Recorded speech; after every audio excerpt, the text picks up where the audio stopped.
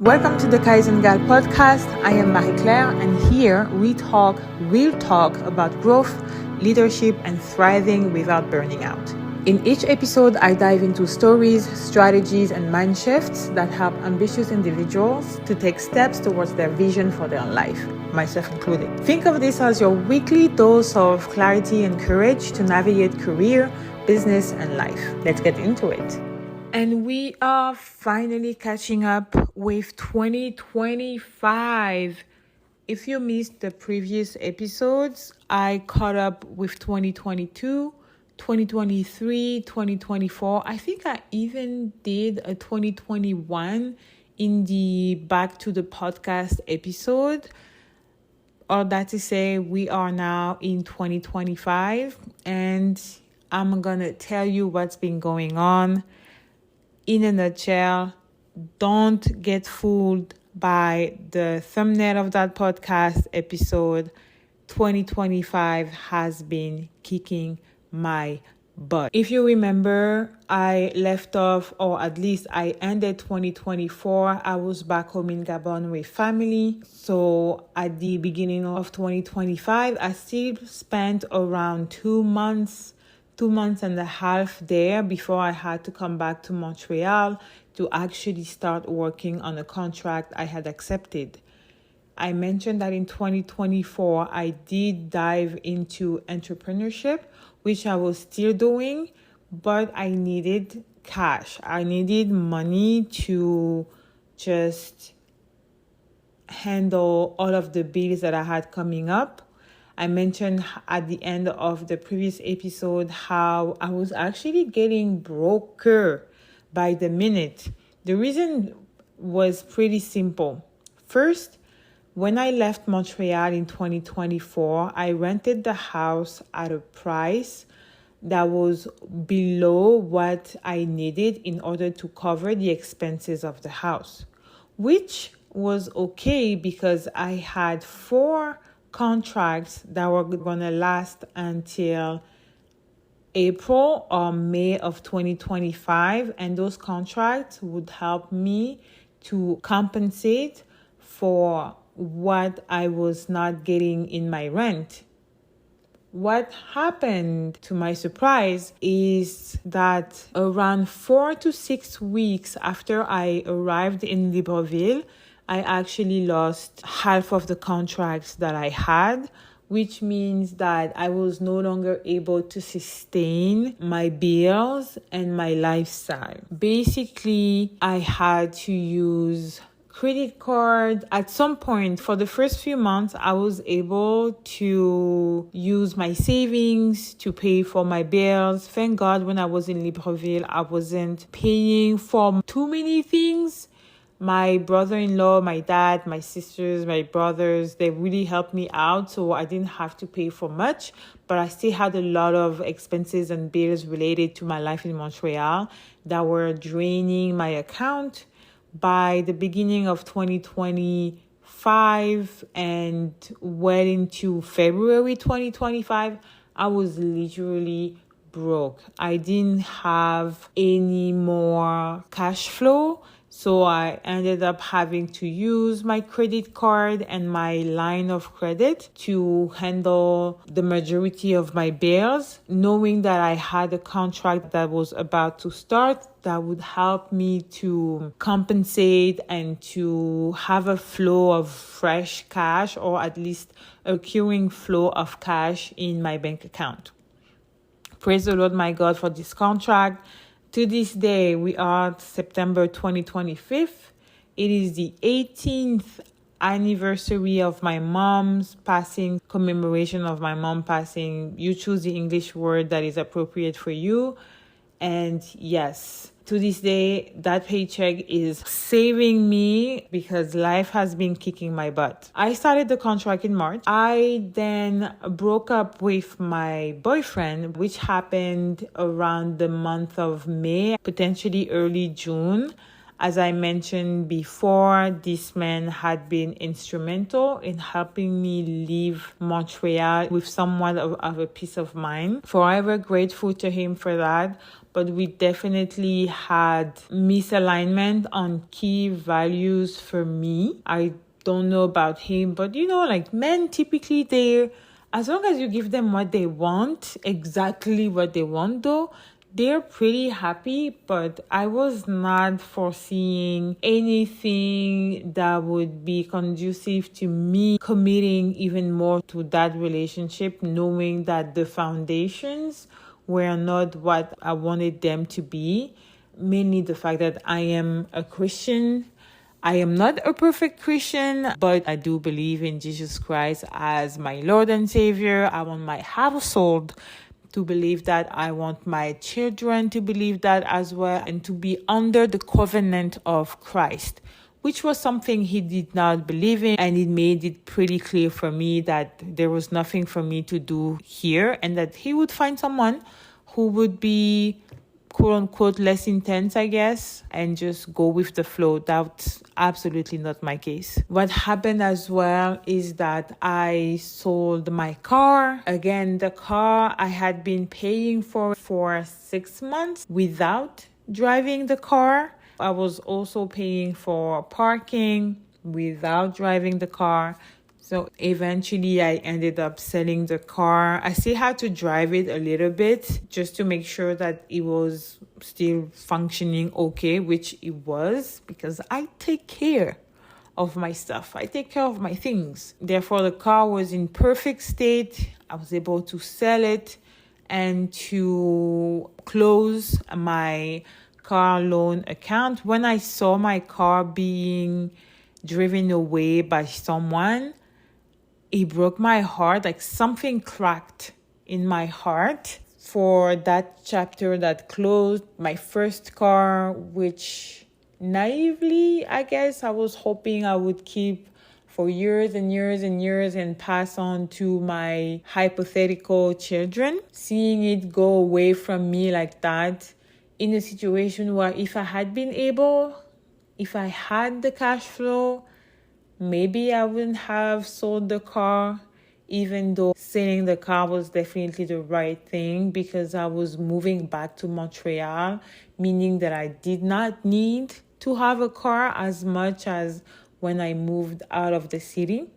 But still, yeah, it did something to me. And I realized how I was attached to things. I didn't think I was attached to things but last year I realized that when I had to sell a lot of the stuff that I had in my house.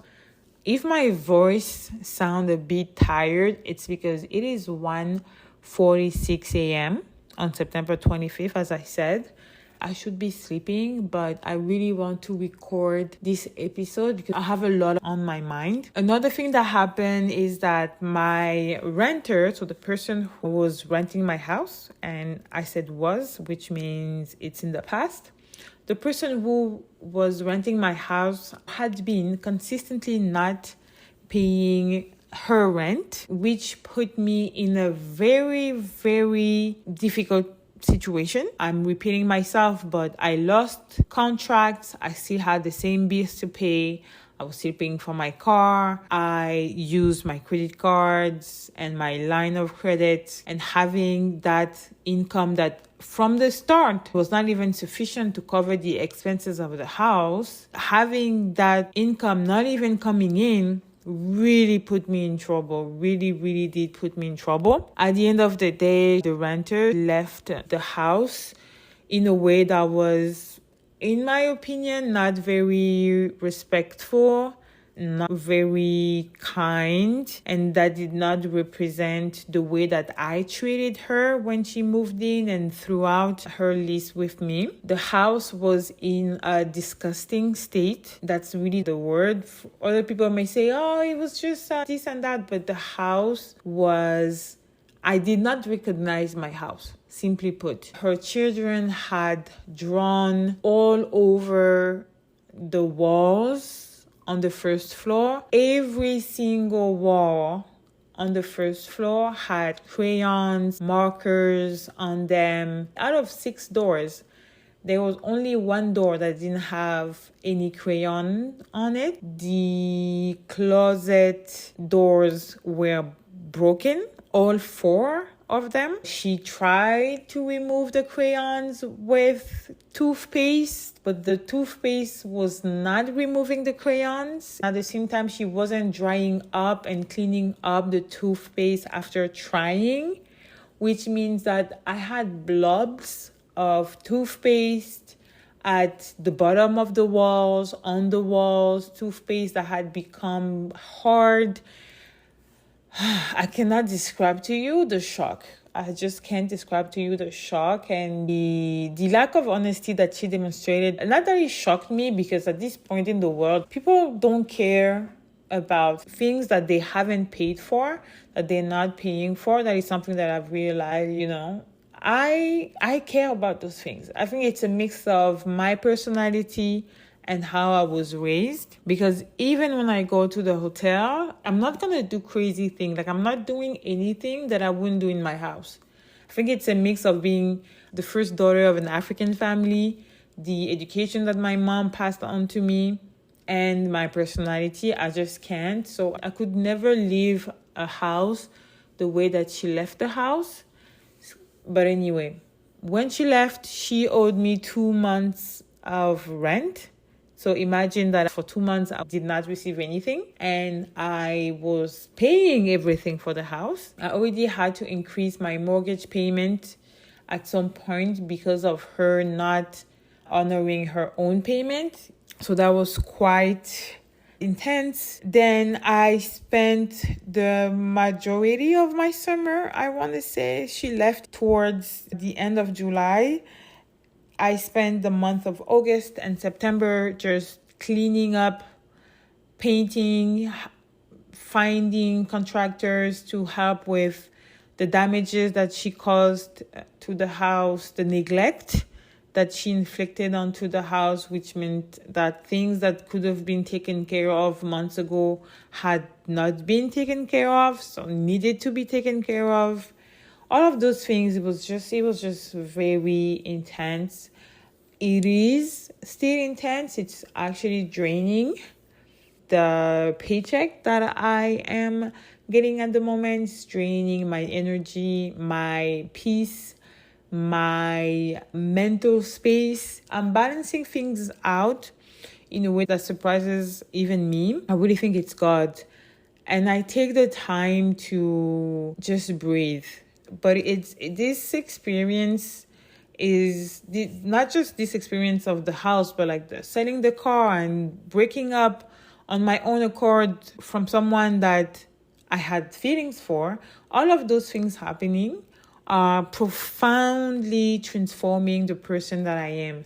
I can honestly say, and I think everybody can say that we are not who we were on January 1st, but like the person that I was a month ago is completely different from the person that I am now. And to some extent, I wonder if the people around me realize the extent to which I am literally becoming a different person before their eyes.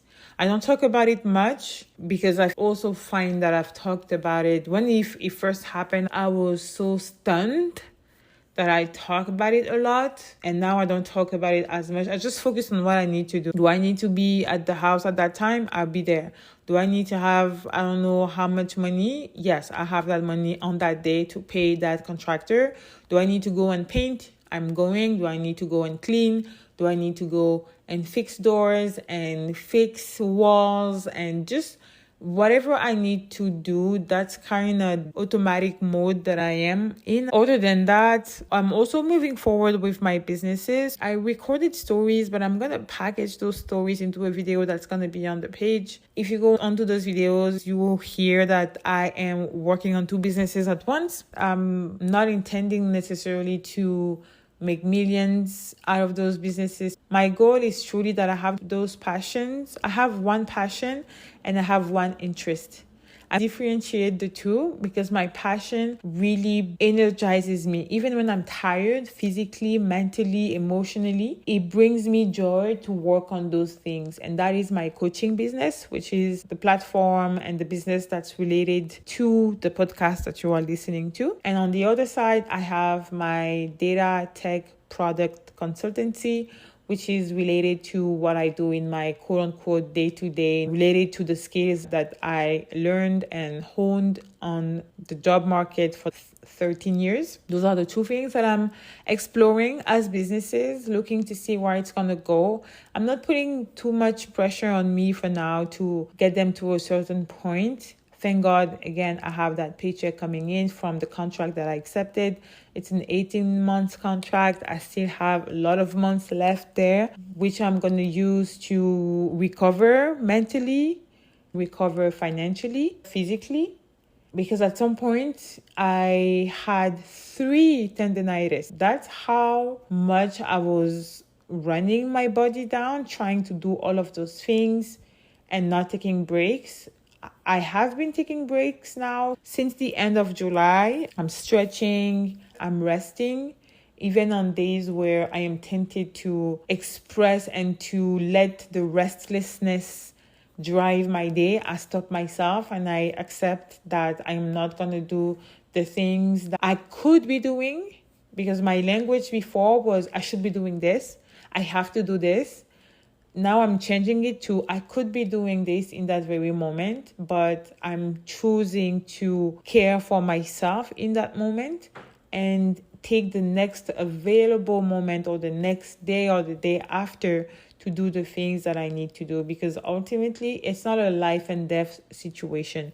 It's hell of uncomfortable. It's tiring. It makes me feel ashamed in a way, but I still can choose to not give into those emotions, to not give into the urges to do things and get it over with. And I can respect and honor my body where it is, for what it is, and for the moment, the time, the instance that I'm living. I don't know if that makes sense, but basically I'm not stressing myself out. That's what, long story short, I'm not stressing myself out. So I'm working on those 2 businesses. I am creating connections with different groups of people, creating communities as well, seeing how those communities are going to evolve, looking into partnerships, collaborations, and potential contractors to help me fine-tune some elements. Again, the goal of me taking that contract for however many months that contract is to rationalize my finances, have the mental and financial freedom to structure my businesses, invest time and money into them, and see where those businesses would be end of my contract. It's still in process. That's still what I'm doing. I'm not doing it intensely or as often as I thought I would be, because since I have those unexpected events with the house, the car as well, I don't have as much bandwidth as I thought I would have, which means that I am not moving as fast as I thought on these projects. But I'm still moving. I'm still taking time to write blog articles for both. I actually launched the blog for my tech consultancy business. I already had a blog for my coaching business and I'm still blogging on there. I resurrected the podcast for my coaching business. I created those 2 communities, one that's online and one that's offline. I am making connections. I have a mentor that works in an industry that I'm interested in and who put me in contact with other people in Montreal that I can talk to. So there are a lot of things that are happening that are still aligned to where I want to go. I'm just handling them in a way that is much more balanced. It's an equilibrium that I have to fine-tune every single day. Every day I'm asking myself, what are you going to do today? Are you going to create written content? Are you going to create visual content?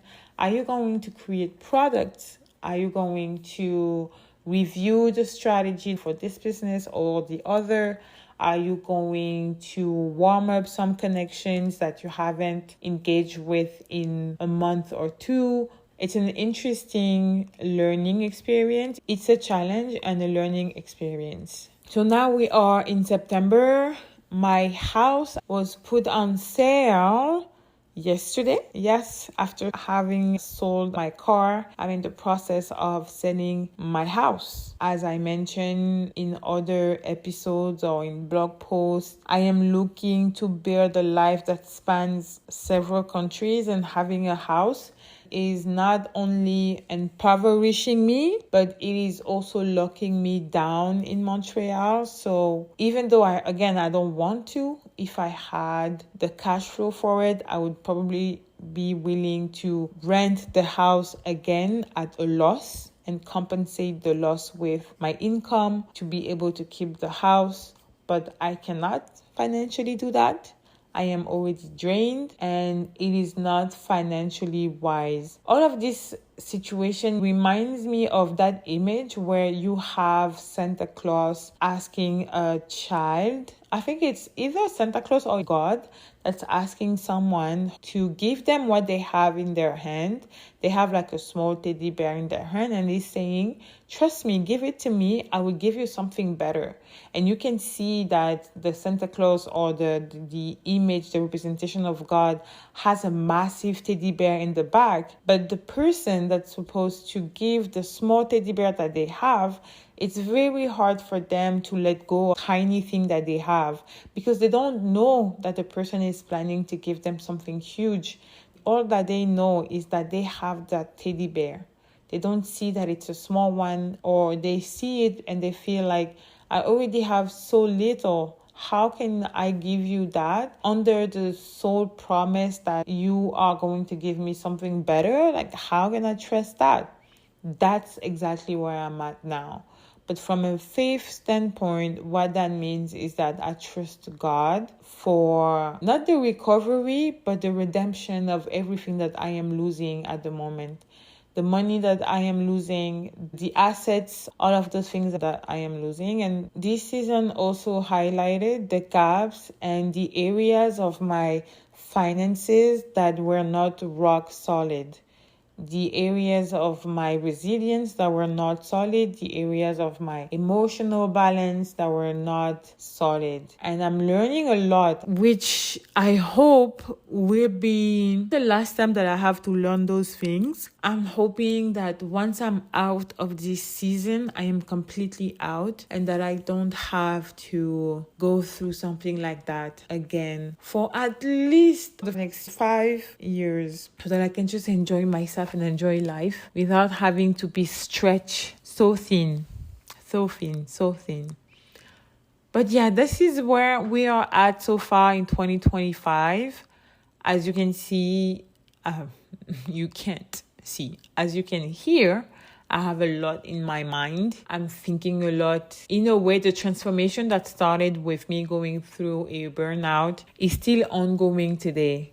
That transformation, that change of perspective, that shift in my posture towards performance and productivity and leadership and presence and balance and mental health and self-awareness, all of those things are continuing to change and to shift. I truly don't know who I will be on the other side of that. But I do believe that I'll be more of who I am, as I can see that it's shading a lot of the beliefs that I had or the beliefs that I held without any particular reason. I was very strict on things, saying things like, I don't do that.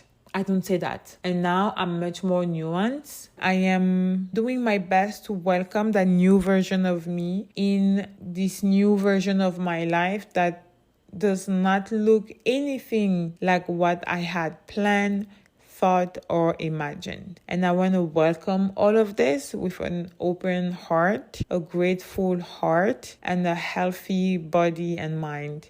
This is my focus and this is what I'm doing as I am going through all of those changes, those unexpected events, those difficult moments that I'm going through. All of it for me has a purpose, and all I have to do is to hold on a little bit longer. There we go. We have 2025. I don't know when the next episode will happen because I feel like this season was mostly about catching up, but I may update you once the house has been sold and other things that are happening, or maybe share some of the other things that I am learning in that process that could maybe be useful for you, hopefully. Take great care, and I will see you soon. Bye. You've just finished another episode of the Kaizen Gal Podcast. Thank you for spending this time with me. If this episode gives you something to think about, don't keep it to yourself. Subscribe, share it with a friend, and leave a review. It really helps others find us. I've got more real talk coming your way in the next episode, so stay tuned. And until then,